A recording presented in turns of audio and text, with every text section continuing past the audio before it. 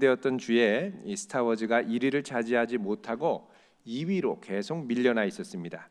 그때 1위를 차지했던 영화가 뭐냐? 바로 이 구한말 한국 호랑이와 이 호랑이를 지키는 포수의 이야기를 다룬 이 대호라는 영화였습니다. 이 대호란 여러 호랑이들 중에서 가장 몸집이 큰 한국 호랑이를 가리키는 말입니다. 다 큰 대호는 그 길이가 수컷이 무려 3.3m에 이른다고 합니다. 한번 딱 나타나면 완전히 공포에 질리게 되는 것이죠. 자, 우리나라에서는 이 역사적으로 대호가 마지막으로 발견된 것이 1929년 경주에 있는 대덕산이었다고 합니다. 이후에 호랑이는 우리나라 산자락에서 자취를 감췄고 마침내 우리나라 정부는 1996년 공식적으로 한국 호랑이의 멸종을 선언하였습니다. 이렇게 된 것에는 독일 동물학자인 브라스라고 하는 분의 영향이 컸습니다. 1904년 이 독일의 동물학자인 브라스는 한국 호랑이를 관찰하고 나서는 이 한국 호랑이가 그 당시에 이 북아시아에 주로 서식하는 이 아무르라고 하는 종의 호랑이와는 조금 다른 줄무늬가 있다는 것을 발견했습니다. 그래서 그 당시에 이 한국 호랑이를 분류할 때 아무르 호랑이와는 다른 호랑이다 이렇게 분류를 해놨습니다. 그래서 한국 호랑이의 존재가 실질적으로 완전히 이제 사라진 것으로 결론 내리게 되는 계기가 되었던 것입니다. 그런데 불과 한 5년 전인 2010년도에 서울대학교의 수의과 팀이 우리나라에 멸종된 한국 호랑이의 이 뼈 조각, 그 조각에 있는 DNA를 채취해서 분석하는 연구를 시행했습니다. 지금부터 약 100년 전에 전라도에서 호랑이가 잡힌 적이 있었습니다. 몇 마리가 잡혔는데 이때 이 잡혔던 호랑이들이 해외로 반출이 됐습니다. 이 호랑이들이 지금 있는 곳이 어디냐? 일본 도쿄 국립과학박물관에 하나가 있고 또 하나는 미국의 유명한 자연사 박물관인 스미소니언 자연사 박물관에 보관이 되어 있습니다.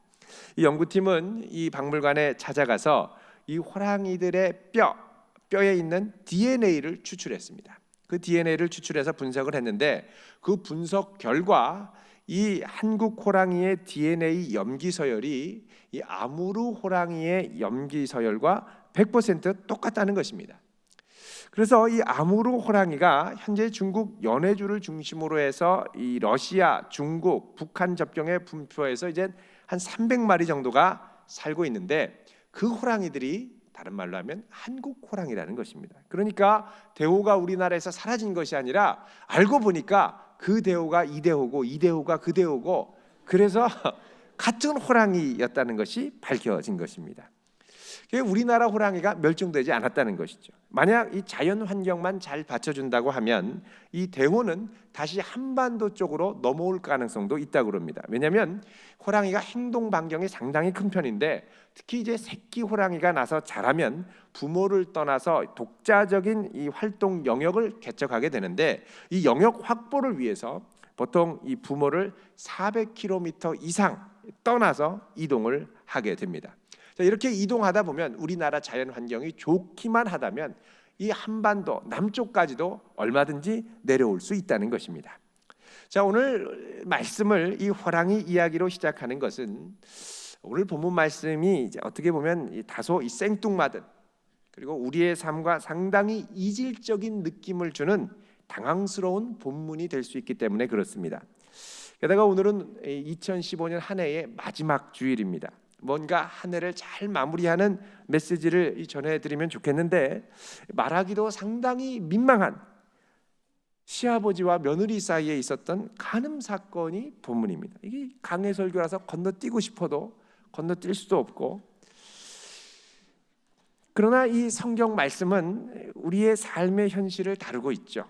열악하고 치열한 현실 가운데서도 믿음으로 분투하면서 그 가운데 임하는 하나님의 나라와 희망을 발견한 사람들의 이야기입니다.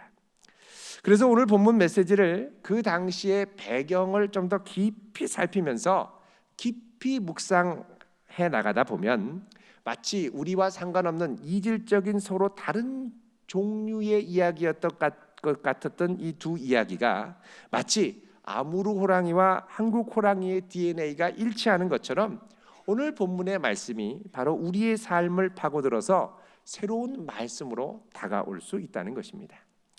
자, 오늘 말씀 첫 시작은 다음과 같이 시작을 합니다. 1절 말씀입니다. 시작. 그 후에 유다가 자기 형제들로부터 떠나 내려가서 아둘람 사람 히라와 가까이 하니라. 자, 여기 보면 그 후에라고 되어 있습니다. 자, 여기 그 후에라는 것은 앞에 일어났던 37장의 사건 후에라는 뜻입니다. 여러분, 37장에 일어났던 일이 무엇입니까? 형제들이 자기 동생 요셉을 미디안 상인에 팔고 또 아버지를 속였던 사건입니다. 자, 이 사건 후에 유다가 형제들로부터 떠난 것입니다. 왜 그랬을까요? 이것은 아마도 이 아들 유다가 아버지를 맞대고 보는 것이 상당히 불편하고 마음에 가책이 되었었기 때문입니다. 사실 동생 요셉을 이 보르 구덩이에 가두었을 때 이 동생을 미디안 상인에게 팔자고 제안했던 사람이 누구냐?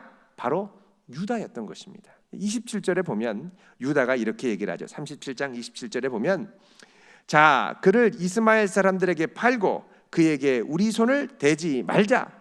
자, 미디안 상인 이스마엘 상인들에게 팔자 이 제안했던 사람이 누구냐? 바로 유다였다는 것입니다. 자, 이 말을 했더니 형제들이 유다의 말을 청종했고, 자, 이렇게 해서 팔고 집에 왔더니 아버지가 뭐 며칠 슬퍼할 줄 알았더니 아버지의 통곡 소리가 끊임없이 그 집안에 계속됩니다. 아버지가 날마다 힘들어합니다. 자, 이걸 아들이 곁에서 보고서는 너무 힘들고 마음에 가책이 돼서 아버지 얼굴을 보는 게 견딜 수 없는 일이었습니다. 그렇다고 해서 이 유다가 아버지한테 가서 아버지 죄송합니다, 사실은 제가 그랬어요, 이렇게 자백할 수도 없고, 결국 유다는 어떻게 했느냐? 회개하지 않고 아버지께 자백하지 않고 아버지가 있지 않는 아버지를 떠나서 다른 곳으로 이주하게 됩니다. 자, 그래서 그가 선택한 곳이 어디냐?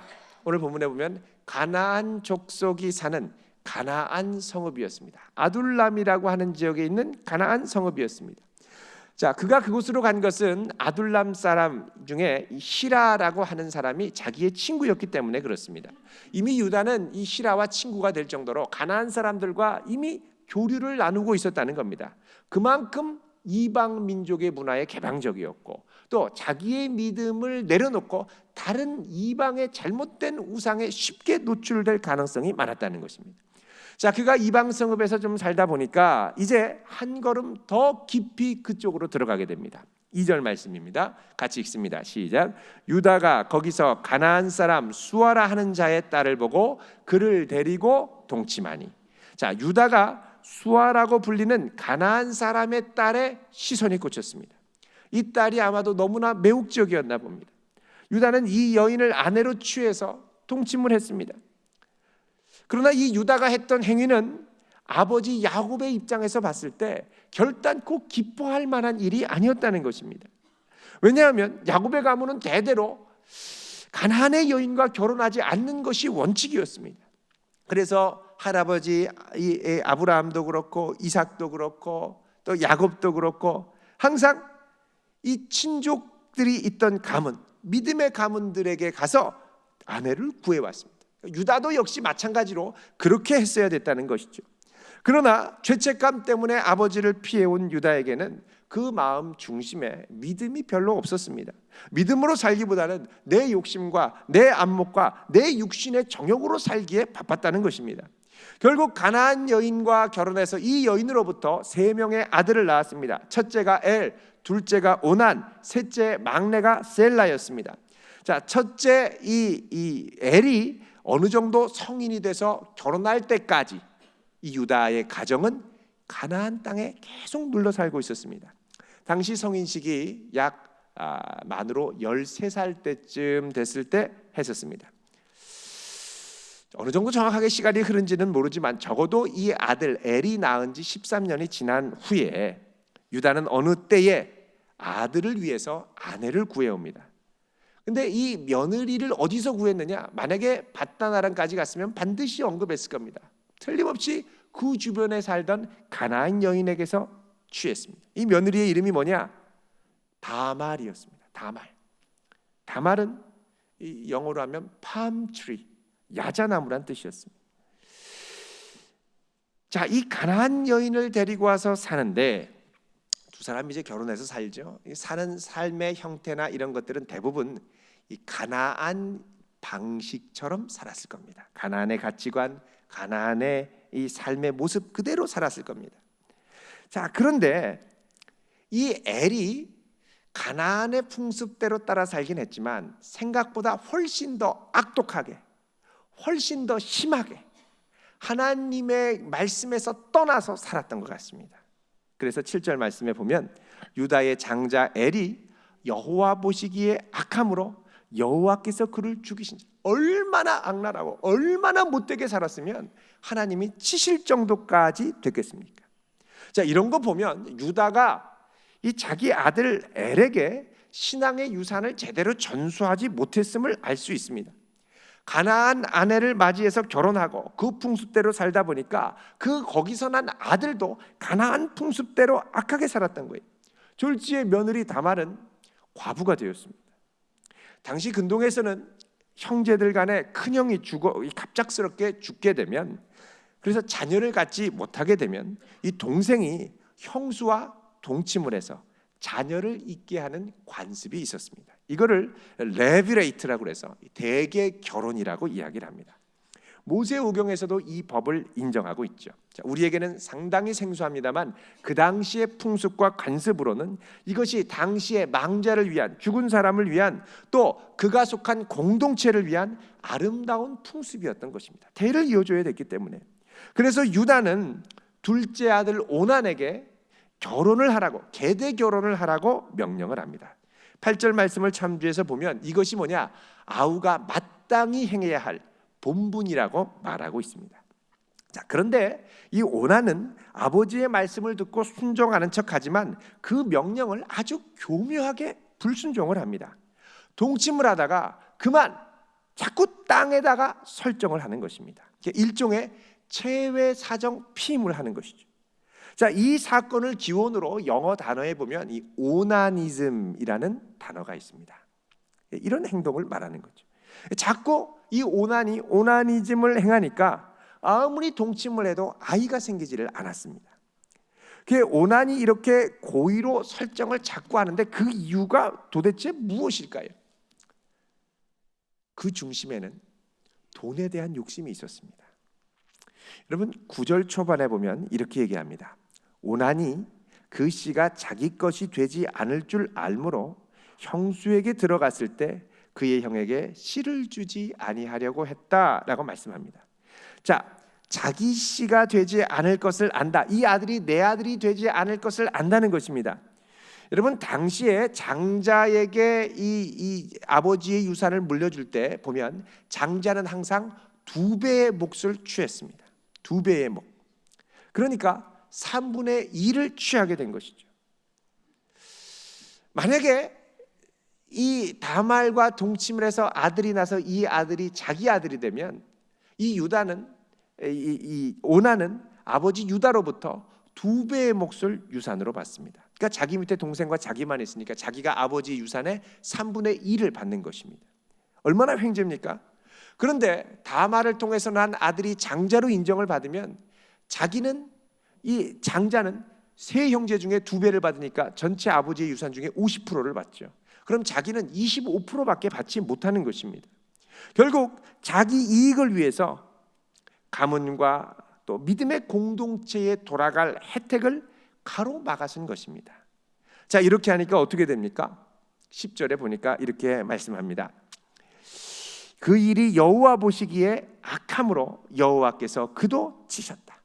자, 오난이 이 행위를 한 것 못지않게 그의 삶의 궤적 자체가 가나안의 풍습 가운데 돈을 중심으로 자기의 쾌락과 만족을 위해 살았던 그 삶의 모습이 결국은 하나님의 심판을 받더라는 것입니다. 자, 믿음의 가장인 유다가 한번 방황하니까 자녀들도 방황하고 악에 물들고, 그러다 보니까 결국 이 자녀들은 자기만 아는, 자기 유익만을 추구하는 아주 이기적인 사람으로 돌변해 가더라는 것입니다. 자, 세 아들 중에 둘을 잃은 유다는 긴장이 됐습니다. 이러다가 이 며느리 때문에 남은 아들도 죽는 거 아닌가 불안함이 들었습니다. 여러분, 이럴 때는 회개해야 됩니다. 회개해야 되는데 유다는 회개는 절대 하지 않고 아버지한테도 미안하다고 안 하고 하나님께 회개도 안 하고 결국 어떻게 하느냐, 며느리에게 이렇게 둘러댑니다. 11절 보면은 수절하고 내 아버지 집에 있어 내 아들 셋째인 이 셀라가 장성하기를 기다리라. 자, 수절하고, 여러분 이 수절한다는 건 무슨 말입니까? 과부로 정조를 지키면서 내 아들 셀라가 성인이 될 때까지 기다렸다가 이 아이가 너에게 자녀를 이어주기까지 기다리라는 것입니다. 자, 다말은 이 유다의 말을 믿었습니다. 하염없이 기다렸습니다. 그런데 그 와중에 가나안 사람 수아의 딸인 유다의 아내도 죽습니다. 자, 벌써 유다 집안에 3명이 죽어나갑니다. 이 정도면 유다는 회개하고 돌아와야 됩니다. 그리고 아버지께 다시 돌아가야죠. 근데 유다는 이때 상당히 상심했던 것 같습니다. 12절 말씀에 보면 얼마 후에 유다의 아내 수아의 딸이 죽은지라 유다가 위로를 받은 후에 이렇게 기록됩니다. 자, 유다는 이 상심되는 사건 앞에 주변 사람들에게 위로를 받았습니다. 그런데 이 위로를 받는 동안, 유다가 위로를 받는 동안 아직까지 위로를 받지 못하고 상심한 사람이 있었습니다. 바로 며느리 다말이었죠. 어떻게든 믿음의 계보를 이어가야 되는데 계보를 잊지 못하고 계속 이런 상태로 있으니까 너무너무 괴로운 것입니다. 자, 14절에 보면 막내 아들 셀라가 이미 결혼할 나이가 될 정도로 장성을 했습니다. 그런데 시아버지는 계속 가만히 계신 거예요. 시아버지 유다는 여전히 자기의 불안함과 자기의 안위만을 생각했지 며느리의 아픔, 가족의 계보, 공동체의 계보를 생각하지 않았습니다. 며느리 보고는 수절하라고 해놓고서는 여전히 이 시아버지 유다는 많은 성적 방종과 유혹 가운데 살고 있었습니다. 자, 이때쯤 다말은 기다리라고 했던 시아버지의 말이 거짓이었음을 깨닫습니다. 그대로 있어서는 안 되겠다 싶었습니다. 어떻게든 믿음의 가문을 이어가야 됐죠. 그래서 어떻게 하느냐, 드디어 행동을 개시합니다. 시아버지가 양털 깎으러 딥나라는 도시 근처로 갔다, 이 소식을 듣고 이 다말은 그동안 입었던 과부의 옷을 벗어버렸습니다. 여러분, 과부의 옷을 입으면 사회적인 배려가 있었습니다. 예를 들면 곡식을 이제 벨 때, 룻이 이제 곡식 벨 때 뒤에 따라가면서 곡식을 줍지 않습니까? 과부의 복장을 하면 특별히 많은 배려를 받아서 사는데 그래도 큰 어려움이 없도록 도와주는 이 제도적인 장치들이 그 당시에 있었습니다. 그런데 이 과부의 옷을, 그동안 입던 이 과부의 옷을 벗어버렸습니다. 그리고 너울로 옷을 가리고 시아버지가 지나가는 길 곁에 앉아 있었습니다. 자, 너울로 싹 가리면 왠지 신비로워 보이고 매혹적으로 보이고 아주 이제 뭐라 그럴까요? 야시시하게 보일 수가 있습니다. 그런데 이게 이제 그냥 야실없게 유혹을 하기 위한 복장이라고 우리가 생각할 수 있는데 이 다말이 어디에 앉아 있었느냐? 14절에 보면 뭐라 그러냐면 에나임 문에 앉아 있었다라고 얘기를 합니다. 자, 이 에나임이라는 단어는 히브리 이 말인데 이제 영어로 해석을 하면, 우리말로 하면 눈입니다. 눈, 우리 눈. 그 영어로 하면 eyes가 됩니다. 그러니까 여러 눈들의 문 앞에 서 있던 것입니다. 그러니까 이 문은 단순히 여러분 그 보통 이 기둥이나 문에 눈 그림이 있으면 이게 보통 당시에는 뭘 말하는 거냐? 이방 신전을 말하는 겁니다. 그러니까 이 다말이 이방 신전문 곁에 가서 이 이방의 그 가나안 우상 그 여사제로 신전 장녀로 앉아 있었던 것입니다. 분장을 해서. 자, 15절에 보면 그가 얼굴을 가리었으므로, 다말이 얼굴을 가리었으므로 유다가 그를 보고 뭐로 여겼습니까? 창녀로 여겼습니다. 자, 에나임 문 곁에 앉은 이 여인이 창녀처럼 보였다는 거예요. 근데 이게 그냥 창녀가 아니라 여러분 21절에 보면 에나임에 있던 창녀가 어디 있느냐 나중에 찾죠. 자, 1번 나눠주 밑에 보면 성경에 히브리어로 크데샤라고 되어 있습니다. 이 크데샤라는 말은 무슨 의미냐? 가나안 이방 성소의 창녀다라고 되어 있죠. 그러니까 이 다말이 신전 여사제로, 신전의 창녀로 분장을 해서 이 유다를 불러가지고 동침을 하려고 했던 것입니다. 자, 성전 여사제와 동침을 하는 것은 가나안 풍습에 있어서는 일종의 종교 행위와도 같았습니다. 풍요의 여신, 가나안에 대표적으로 이 이시타르라는 여신이 있습니다. 아세라도 있고. 자, 이런 신들을 섬기던 성전 사제들은 얼굴에 보통 너울을 쓰고 있었습니다. 그리고서는 자기에게 찾아오는 남자들과 동침을 했었는데, 자, 이렇게 하면 남자들은 어떤 믿음이 생겼느냐? 다산의 여신들의 사제들과 이 동침을 하면 자신의 농사의 수확, 자식의 수확, 또 가축의 수확이 많아진다고 믿었습니다. 그래서 씨앗을 파종할 때나 털을 깎을 때나 이런 이 문란한 종교 행위의 의식들이 당시에 아주 성행했습니다. 이미 유다는 아내도 잃고 두 자식도 잃고 한 아들만 남았습니다.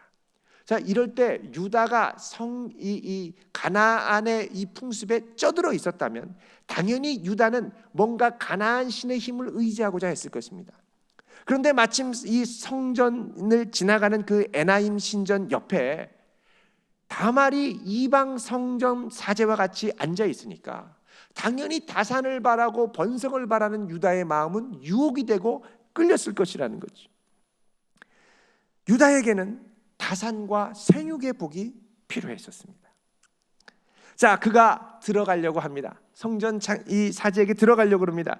그러자 이 다말이 사제로 가장을 하고서는 이렇게 얘기를 합니다. 당신이 지금 나에게 들어오려고 그러는데 무엇을 주겠느냐? 그러자 유다가 대답합니다. 염소 새끼를 주겠다. 아니, 지금 염소 새끼 안 보이는데 뭘로 그 증거를 삼겠느냐? 그러자 유다가 대답합니다. 그러면 내가 확실한 증표로 17절에 보면 이렇게 얘기를 합니다. 18절에 보면 이렇게 얘기를 합니다. 담보물을 주는데 당신의 도장과 그 끈과 당신의 손에 있는 지팡이로 하라. 이렇게 다말이 제안을 하죠. 말하자면 신분증과 같은 겁니다. 그러자 유다가 그것을 그에게 주고 들어갔고 거기서 임신이 되었습니다. 자, 유다가 갖고 있는 이 도장, 자신의 신분을 나타내는 거죠. 당시에는 도장을 잘 잃어버리기 때문에 목에 이렇게 걸고 다녔습니다. 목에 거는 끈이 있었죠. 도장에 끈이 연결된 것, 이 끈은 각 부족마다 색깔과 문양이 달랐습니다. 그래서 이 끈이 있으면 누구 건지 분명히 알았죠. 확실히 된 겁니다. 그 이 도장과 끈, 그리고 지팡이는 그 지팡이 머리 위에 그 지팡이 주인의 이름을 보통 새겼습니다. 그러니까 이걸 가지고 가면 마치 주민등록증 갖고 있는 것과 마찬가지인 것입니다. 신용카드, 주민등록증 내라. 그럼 이제 이거 딱 주는 겁니다. 지팡이, 도장, 또 이 도장끈. 자, 이거를 맡기고서는 들어가서 임신을 했습니다. 자, 후에 유다가 이게 생각이 나서 자기 친구 아둘람 사람 히람을 보내가지고 야, 이거 좀 저 염소 새끼를 줘야 되는데 좀 찾아와라. 이렇게 보냈습니다. 그런데 영 찾지를 못했죠. 자, 이 일이 있고 나서 한 석 달쯤 지나자 소문이 들리기 시작합니다. 며느리 다말이 음행을 했고 임신하게 됐다는 것입니다. 자, 그러자 유다의 반응이 뭡니까? 25절 후반에 보면 분노를 합니다. 경노를 합니다. 어느 정도냐? 그를 끌어내어 불사르다. 자, 이 불사르라는 것도 인신 제사를 하던 이방의 풍습이었습니다. 자, 그가 다말을 불사르라고 했던 것은 그 당시에 가나안 사람들의 입장에서 봤을 때는 당연한 조처였을지 모르겠습니다. 유다는 틀림없이 그 당시의 상식과 또 기준을 빗대어 볼 때 분노했음이 틀림없었습니다. 어떻게 이 며느리라는 것이 가문을 이을 생각도 하지 않고 다른 사람과 행음을 해서 가문을 잇지 않고 다른 가문의 씨를 잉태할 수 있단 말이냐? 쉽게 용납할 수 없는 행위였습니다. 이 다말의 불의함에 유다는 의로운 분노를 내뿜는 겁니다. 그런데 이런 결과의 원인을 제공한 게 바로 자기 자신이라는 사실은 새카맣게 잊고 있었던 것입니다. 자, 사람들이 유다의 말을 듣고 이 여인을 찾아와서 끌고 나가서 불에 태워 죽이려고 끌고 나갑니다. 이때 다말이 다급하게 사람을 보내서 시아버지에게 전가를 전달합니다. 제가 임신한 건 이 물건 임자 때문에 임신했습니다. 이 도장과 이 도장의 끈과 지팡이가 누구 것인지 보십시오. 유다가 딱 보니까 한순간에 눈이 확 커집니다. 할 말이 없어요. 왜? 자기 거거든요. 결국 자기가 다말에게 가문을 이어갈 씨를 주어서 가문을 잇도록 한 결과가 나온 것입니다. 자, 유다가 이걸 보고 기가 막힌 고백을 합니다. 26절, 이게 오늘의 아주 핵심 구절입니다. 여러 가지 너저분한 이야기 가운데 결국 이루어지는 핵심적인 사항이 뭐냐? 26절이라는 거죠. 같이 읽어보겠습니다. 시작. 유다가 그것들을 알아보고 이르되 그는 나보다 옳도다. 내가 그를 내 아들 셀라에게 주지 아니하였음이로다 하고 다시는 그를 가까이 하지 아니하였더라. 아멘. 자, 여기 보면 뭐라 그러냐? 그는 나보다 옳도다. 이 옳다는 말은 히브리어로 차다크라는 말로 의롭도다, righteous라는 말입니다. 그는 나보다 의롭도다. 내 며느리가 나보다 의롭구나, 이런 말입니다. 그동안 유다는 자기가 의롭고 며느리는 불의한 죄인이라고 생각했습니다. 근데 며느리가 보여준 증표로 유다의 범죄, 숨었던 범죄가 드러나니까 다말의 행위는 세 발의 피라는 것이 드러났습니다. 유다가 더 큰 원인을 제공했던 훨씬 더 큰 불의한 자였다는 것입니다. 결정적인 증거가 드러나기 전까지 유다는 이중적인 기준을 적용하려고 했습니다. 여러분, 우리 중에 보면 자기 잘못이 드러나기 전까지 이중적인 기준을 적용하는 사람들이 많습니다. 자기는 안 그렇처럼 그러면서 막 손가락질을 해댑니다. 자, 그러자 그러나 이 진리가 드러나니까 내가 적용했던 이중적인 기준이 속절없이 무너지면서 자기는 오히려 더 불의한 죄인이었던 것이 드러난 것입니다. 그러면서 그 원인을 고백합니다. 26절 중반에 뭐라 그러냐? 내가 내 아들 셀라를 주지 아니하였음이로다. 결국 이 모든 사건의 원인 제공이 자신이었다는 것입니다. 다말이 죄인이 아니라 내가 죄인이었다는 거죠. 자, 이 너저분한 이야기 가운데 기존에는 누구도 예상하지 못했던 새로운 의의가 등장합니다. 이 이야기는 마치 이 다윗과 이 밧세바의 이야기를 생각나게 합니다. 여러분, 사무엘하 11장에 보면 다윗이 이 밧세바를 범하게 되죠. 그러자 나단 선지자가 다윗 왕을 찾아와서 이야기를 들려줍니다. 배하, 한 성읍에 두 사람이 살고 있었습니다. 한 사람은 무지무지 부자였고 한 사람은 찢어지게 가난했습니다. 무지하게 부자는 양, 소 너무너무 셀 수 없이 많았지만 이 찢어지게 가난한 사람은 가진 재산 전부가 암양 새끼 한 마리뿐이었습니다. 그런데 어느 날 부잣집에 이 손님이 찾아왔죠. 부자가 자기 그 많은 양과 소를 잡기가 아까워서 찢어지게 가난한 한 마리밖에 없는 그 암양을 빼앗아 가지고 강제로 잡아서 손님을 대접했습니다. 자, 이 얘기를 하니까 다윗이 경로하죠. 도대체 그놈이 누구냐? 내가 여호와의 살아계심을 두고 맹세하노니 그는 반드시 죽을지라. 그리고 그 양새끼 빼앗긴 사람 4배로 갚아줘야 할 것이다, 얘기를 했습니다. 그러자 나단이 하는 말이 뭐냐? 배하, 그 사람이 바로 당신입니다. 당신이라는 것. 하나님께서 왕에게 많은 것들을 복으로 내려주셨지만 왕은 어떻게 당신의 부하 우리야, 그것도 단 한 명밖에 없는 아내를 그렇게 빼앗는단 말입니까? 그렇게 격노했던 다윗의 의로움이, 의분이 순식간에 물거품이 되어 사라집니다. 충격을 받고 회개합니다. 자기도 모르게 이중적인 가식적인 의로움에 사로잡혀 살고 있었던 자기 모습을 바라본 거죠. 그래서 다윗은 철저하게 회개하면서 주 앞에 나가는데 이때 했던 기도가 뭐냐? 시편 51편의 기도입니다. 하나님이여, 내 속에 정한 마음을 창조하시고 내 안에 정한 영을, 정직한 영을 새롭게 하옵소서. 나를 주 앞에서 쫓아내지 마시며 주의 성령을 내게서 거두지 마소서. 자, 다윗의 불의, 또 유다의 불의가 갖고 있는 공통점이 있습니다. 그건 뭐냐? 자기가 많이 가졌음에도 불구하고 자기 이익만을 보호하려고 했다는 것입니다. 게다가 이 사람들은요, 사회적인 갑을 관계로 보면 절대적인 갑의 위치에 있었습니다. 모든 법의 보호를 받을 수 있었지만 밧세바나 다말 이런 사람들은 법적 보호를 받을 수 없는 아주 힘들었던 을이었습니다. 유다는요, 자기 자존심 때문에 다말을 정죄하고요, 자기가 망신당했다는 이유로요, 다말이 수치심 속에서 사형을 당하도록 몰아갔지만 결국 다말이 내민 증거 앞에서 그 원인을 제공한 사람이 다 나였음을 실토하면서 무너지고 만 것입니다. 여기서 다말은요, 갑의 이기적인 횡포 앞에 굴복하지 않았습니다. 그렇게 비천하고 어려운 환경 가운데서도 때로는 이 신전 창녀로 변장하면서까지도 그렇게 나아갔던 이유가 뭐냐?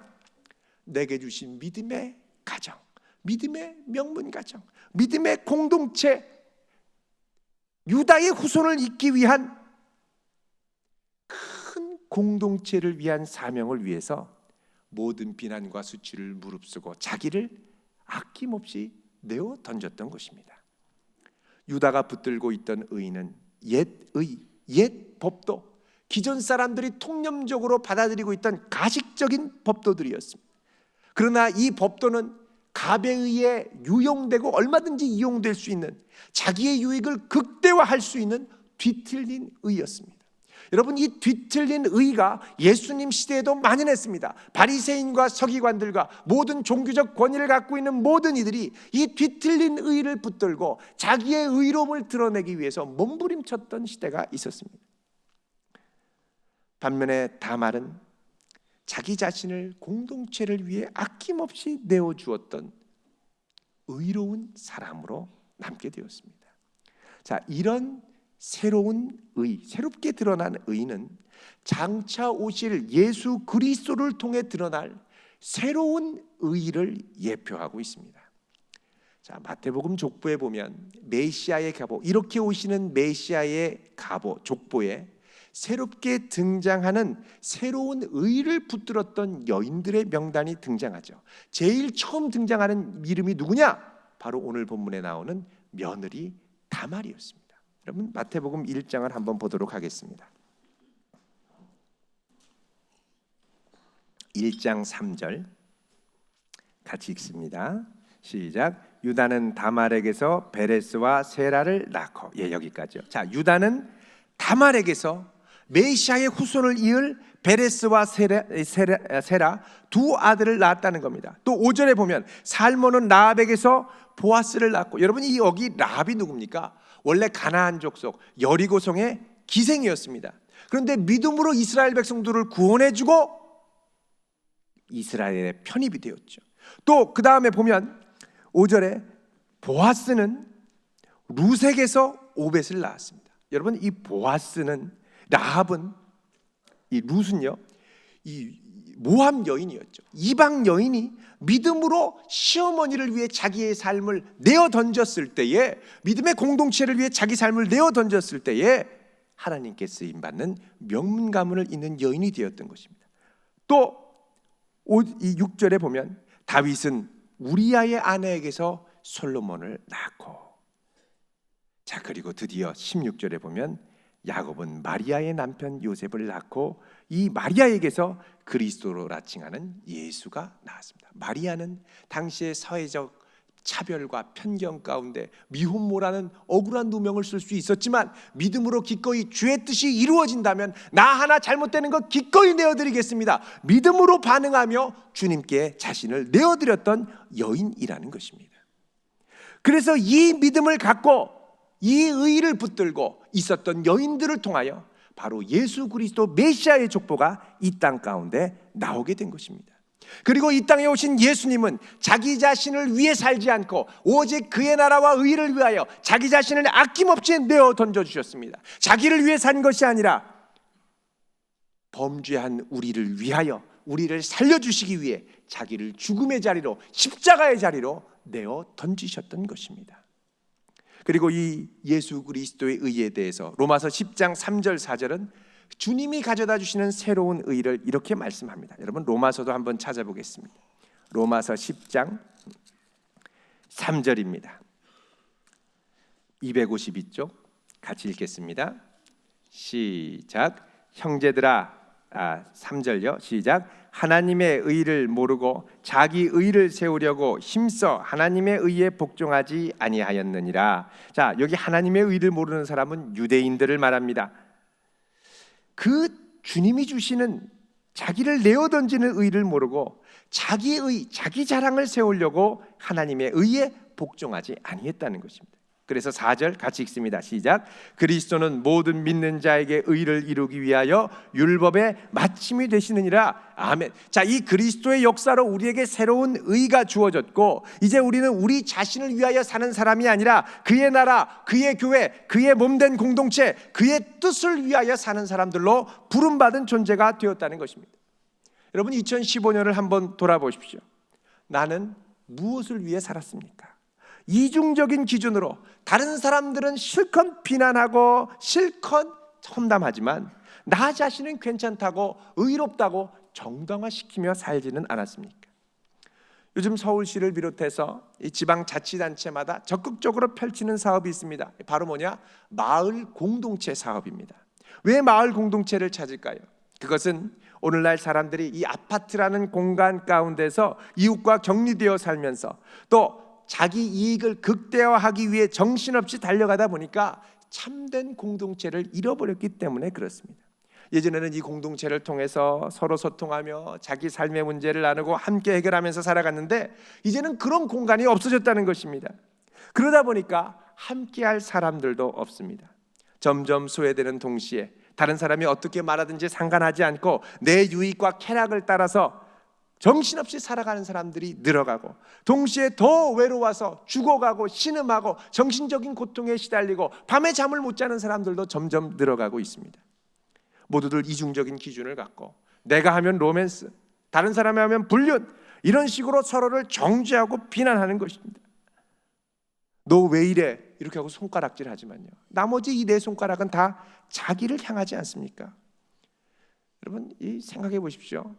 대전에서도요, 제일 민원이 심한 곳 중에 하나가 바로 이곳 도안입니다. 공무원들이 너무너무 힘들어합니다. 민원은 서로 소통하면서 해결하기보다는 강제력을 동원해서 내가 원하는 방식으로 해결하고 싶은 욕구가 강하기 때문에 일어납니다. 여러분, 우리는 우리 자신만을 위해 살도록 부름받은 존재가 아닙니다. 예수 그리스도의 십자가만 바라볼 수 있기를 바랍니다. 그 십자가에 나타난 그 의를 붙들고 날마다 겸손하게 그분의 뜻을 세워가는 성도로 살아갈 수 있기를 주님의 이름으로 축원드립니다. 기도하겠습니다. 거룩하신 하나님,